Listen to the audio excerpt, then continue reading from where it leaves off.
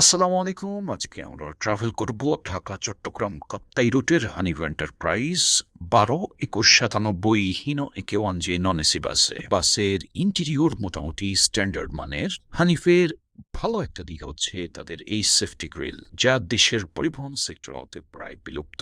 বাসটিতে economy class ফরমেশনে 36টি স্থায়ী seat আছে with লিকুইস্ট। তবে সিটগুলো তুলনামূলকভাবে শক্ত, যার কারণে লং জার্নিতে একটু কষ্ট হয়ে যায়। রাত 11:30টায় বাস একেখান কাউন্টারে কিছুক্ষণ ব্রেক দেয়। আমাদের পিছনেই এসে দাঁড়িয়ে যায় নাজিরহাটের হানিফ 12-21-20। বাসগুলো ফ্রন্ট ও ব্যাক আসলেই অসাধারণ। আগের অভি মোটরসের কাজ আর এখনকার ছাপড়ি কাজের পার্থক্য আপনি এমনিতেই করতে পারবেন। দেখতে দেখতে জার্নি এগোতে থাকে। কুমিল্লার দিকে আমরা স্মুথলি ক্রুজিং করতে থাকি এবং রাত 2টা 20-এ প্রবেশ করি জাহানে।